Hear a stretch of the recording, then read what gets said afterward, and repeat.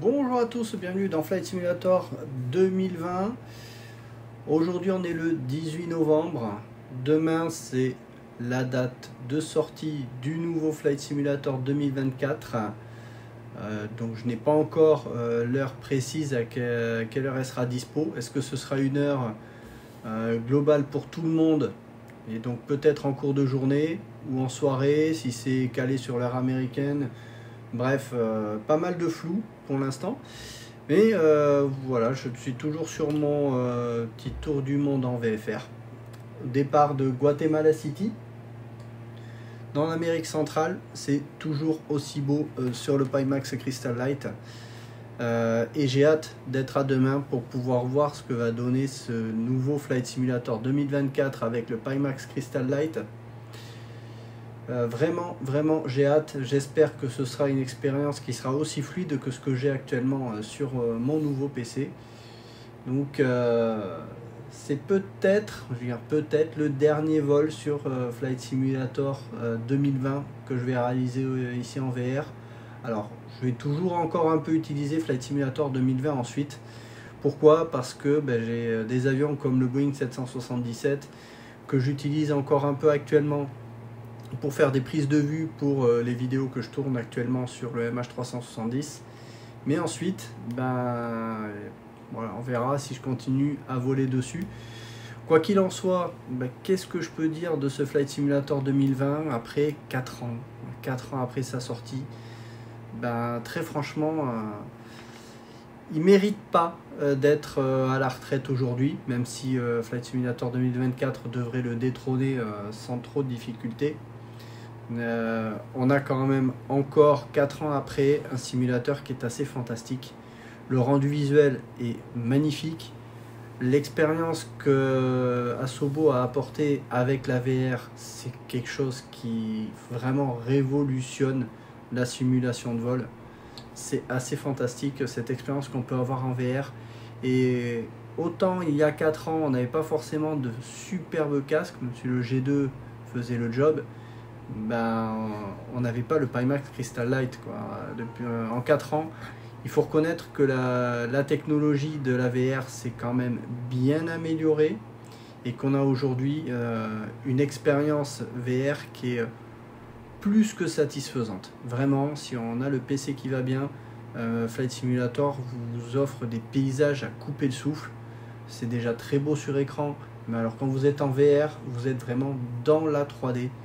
Et c'est vraiment quelque chose de fantastique. Donc j'ai vraiment hâte de voir ce que va nous apporter ce nouveau Flight Simulator 2024. Si ce n'est que visuellement, je pense qu'il y a certains paysages qui vont peut-être pas trop changer quand on est en vol un petit peu haut comme ça. Mais à basse altitude, je pense qu'il y a des éléments qui vont beaucoup changer. Les montagnes risquent d'être beaucoup plus jolies, surtout quand il y aura des façades qui sont assez abruptes. Où là, clairement, l'IA va rajouter des textures. Ce sera vraiment quelque chose qui sera super chouette. Mais reste toujours ce point d'interrogation de savoir comment ça va tourner sur nos PC actuels.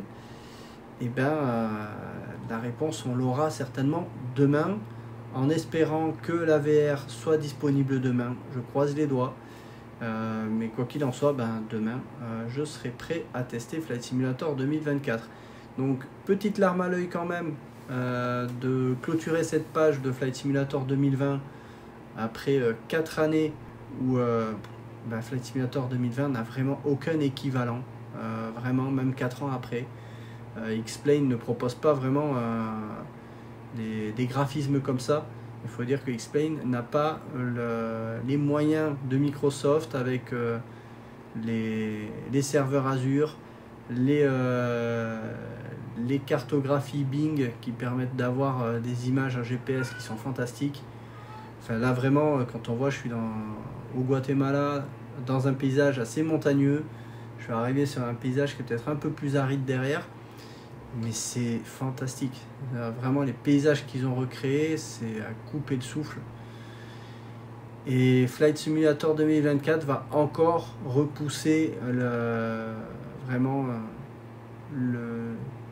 cette impression d'immersion, cette impression de simulation. Vraiment, ça va être quelque chose qui va être assez fantastique à découvrir demain. Donc c'est un grand jeu, je pense que je suis pas le seul à être impatient comme un gamin à qui on va offrir un nouveau jouet demain. Et on attend vraiment ça avec impatience. Mais ça va être encore quelque chose de fantastique. Voilà, vraiment. Si Asobo continue le travail avec Flight Simulator 2024 comme ils ont fait avec le 2020, je peux vous dire qu'en 4 ans, ils ont fait quand même un travail d'optimisation qui est bluffant.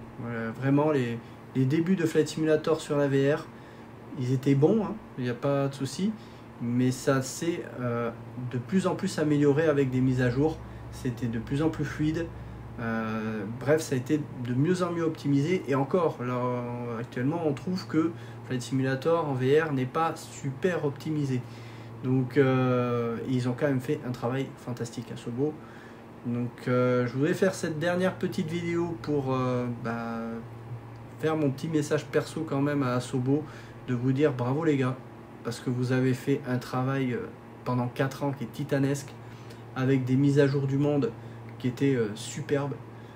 Et vraiment, vous nous avez régalé pendant 4 ans. J'ai envie de dire, régalez-nous encore avec Flight Simulator 2024. Alors, 4 ans de plus, le prochain on verra dans combien de temps il sera.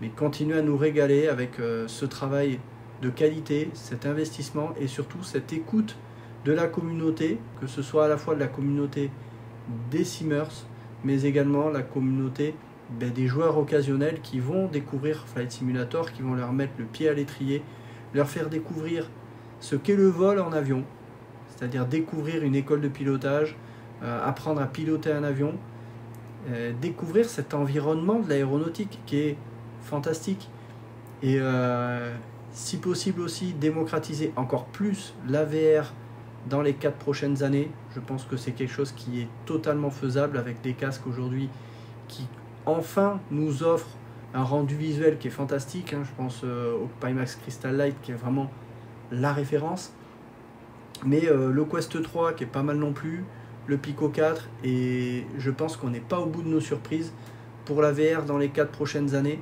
Donc accrochez vos ceintures, je pense que ça va décoiffer les 4 prochaines années que nous réserve Flight Simulator 2024, particulièrement pour le milieu de la VR.